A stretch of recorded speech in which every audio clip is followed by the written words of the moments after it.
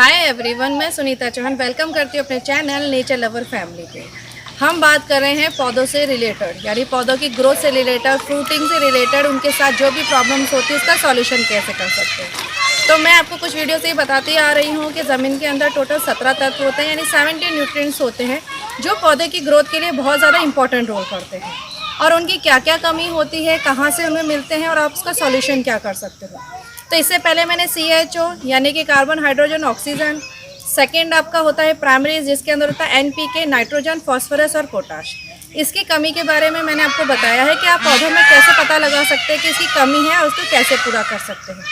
आज की वीडियो में मैं आपको सॉल्यूशन बताऊंगी ऑर्गेनिक तरीके से कि किस तरीके से आप क्या क्या यूज़ कर सकते हैं, केमिकल में आप क्या यूज़ कर सकते हैं और आपके जो भी पौधों के अंदर नाइट्रोजन फॉस्फोरस और पोटाश की कमी है, क्योंकि ये बहुत इंपॉर्टेंट रोल करते हैं। ये प्राइमरी है जो कि बहुत ज़्यादा ज़रूरी है किसी भी पौधे की ग्रोथ के लिए और इसी कमी को आपको पूरा करना चाहिए। और ये कमी होती क्यों है? हम लगातार क्या होता है कि जैसे कोई गार्डन है तो या तो हम फ्लावरिंग ही लगा के रखते हैं, या वेजिटेबल्स है तो कई बार हम चेंज नहीं करते, सिर्फ वेजिटेबल ही लगाते रहते हैं। कई बार हम क्रॉप्स एक जैसी लेते हैं, तो उसमें क्या होता है, जो पौधा होता है वो न्यूट्रिएंट्स लेता है।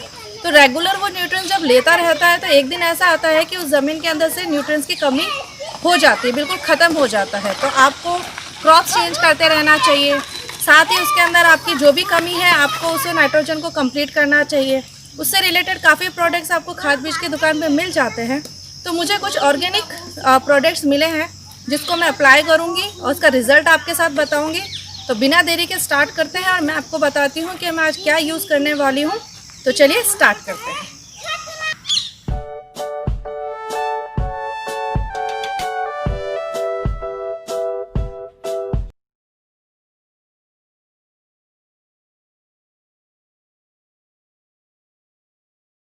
यदि जैसे कि आपके ज़मीन के अंदर नाइट्रोजन की कमी होती है तो मोस्टली लोग यूरिया यूज़ करते हैं। तो यूरिया किस तरह का होता है मैं आपको बताती हूँ। ये मेरे पास सैंपल के रूप में है, मैं इसे यूज़ नहीं करती हूँ पर आपको दिखाने के लिए मैंने ये लिया है। ये ऐसा होता है, ये देखिए बिल्कुल मोटे मोटे और बारीक बारीक एकदम वाइट कलर के ऐसे दाने होते हैं। तो इनको सीधा ज़मीन पे डाल दिया जाता है और पानी पिला दिया जाता है तो ये ज़मीन के अंदर बिल्कुल मेल्ट हो जाएंगे। तो आप किसी भी तरह से ज़मीन में इस तरह से डाल करके थोड़ी सी क्वांटिटी में डाल के आप बिल्कुल पानी पिला दीजिए, तो ये बिल्कुल मेल्ट हो करके आपकी ज़मीन के अंदर चले जाएंगे। तो मोस्टली नाइट्रोजन की कमी पूरी करने के लिए, क्योंकि 100 kg अगर आप लेते हो यूरिया तो उसमें 46% आपको नाइट्रोजन मिल जाता है। तो काफ़ी लोग इसको यूज़ करते हैं। सेकेंडली है ये DAP। ये इस तरह के दाने होते हैं, कुछ डार्क ग्रे कलर के होते हैं। ये देखिए ये भी थोड़े मोटे मोटे दाने होते हैं। ये एक केमिकल में भी मिलते हैं, उसका डार्क ब्राउन कलर होता है। और ये मैंने ऑर्गेनिक लिए हैं।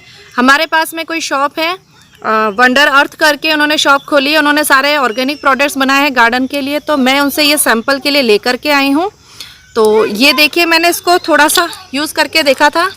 ये इसको जैसे ही आप पानी में डालते हैं ना तो ये काफ़ी जल्दी मेल्ट होना स्टार्ट हो जाते हैं।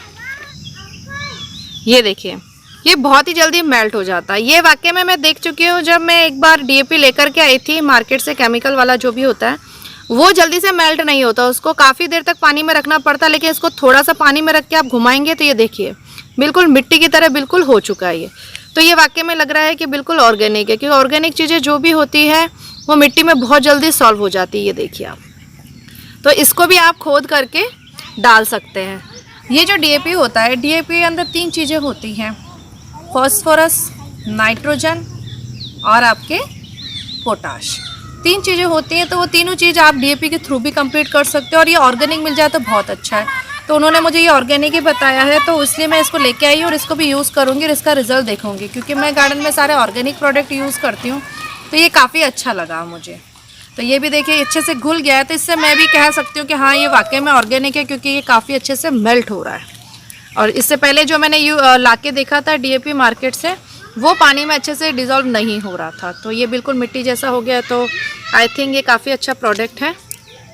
तो यदि आपकी ज़मीन में नाइट्रोजन, फॉस्फोरस और पोटाश तीनों की कमी को पूरा करना हो तो आप DAP का भी यूज़ कर सकते हैं और ये ऑर्गेनिक है। ये देखिए काफ़ी अच्छे से हो गया ये। अब मैं आपको बता रही हूँ कि वैसे मैं हमेशा इसमें खाद ही यूज़ करती हूँ, 1 साल का सड़ा हुआ गोबर ही यूज़ करती हूँ।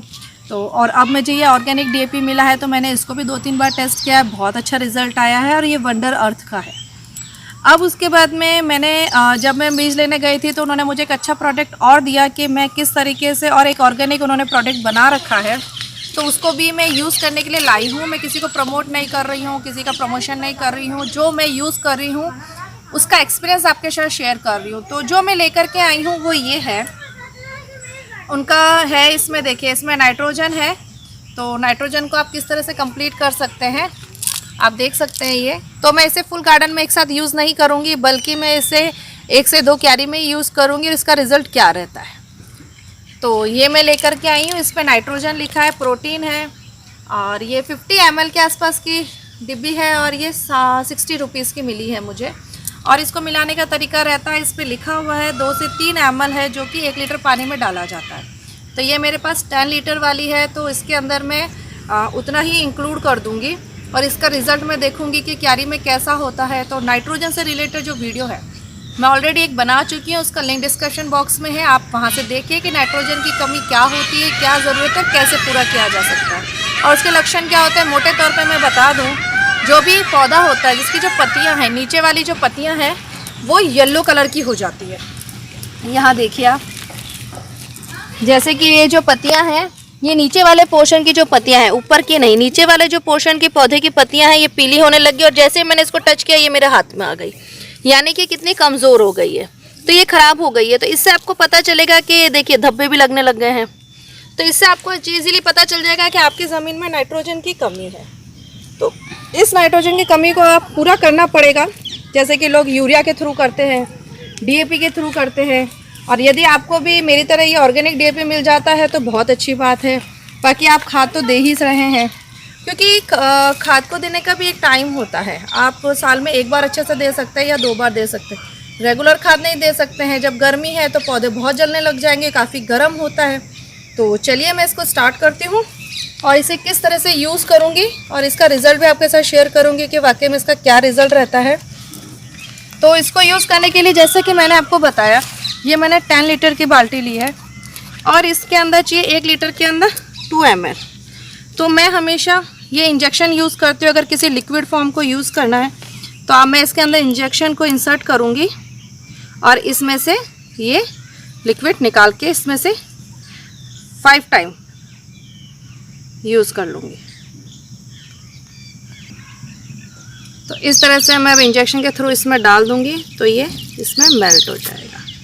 तो इस तरीके से मैं 5 टाइम डाल दूँगी, क्योंकि 1 लीटर में 2 ml है और ये जो इंजेक्शन है मेरे पास 2 ml का है, तो 5 बार इसके अंदर डालूँगी और फिर स्प्रे करूँगी। तो ये कंप्लीट हो गया। अब इसे अच्छे से आप हिला लीजिए। अब ये मेरे पास एक स्प्रे बॉटल है, तो ये आपको खाद बीज की दुकान पे या कहीं पे भी मिल जाएगी। तो ये स्प्रे बॉटल, जिस तरह की स्प्रे बॉटल है आप वो यूज़ कर लीजिए। ये 1/2 लीटर की है। तो इसके अंदर मैं अब इसको अच्छे से डिप करूँगी।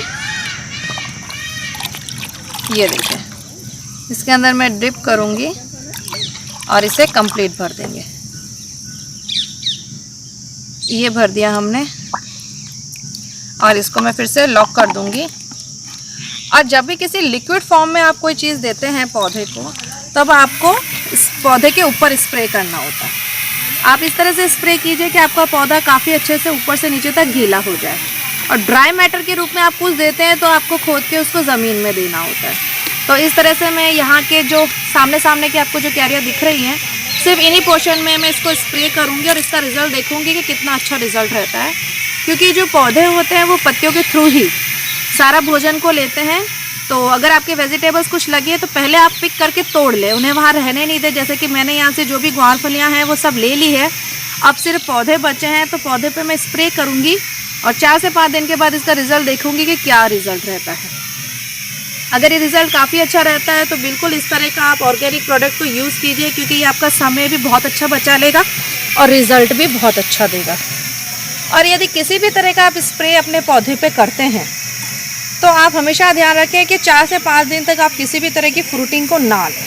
आप पहले फ्रूटिंग ले लें, उसके बाद में स्प्रे करें, ताकि आपको कोई भी फ्रूट इस पर रहे नहीं। यदि रह जाए और स्प्रे कर दे तो उन फ्रूट्स को आप ज़रूर फेंक दें, उनको खाएं नहीं। तो ये इस तरह से मैं यहाँ पे कंप्लीट कर देती हूँ और इसका जो भी रिज़ल्ट रहेगा वो मैं अगले वीडियो में आपको शेयर करूँगी। तो आज की वीडियो में मैंने आपको बता दिया है कि नाइट्रोजन, फॉस्फोरस और पोटाश की कमी को आप ऑर्गेनिक तरह से कैसे कंप्लीट कर सकते हैं। तो आपको आई होप अच्छा लगा हो, मैं काफ़ी अच्छी तरह से आपको समझा पाई हूँ। तो बिल्कुल आप इसे अप्लाई कीजिए और अपने रिज़ल्ट मेरे साथ शेयर कीजिए। और कोई भी क्वेश्चन हो आपका तो मुझे कमेंट बॉक्स में लिख के दीजिए, तो मैं आपको ज़रूर उसका रिप्लाई करूँगी। Thank you watching my video.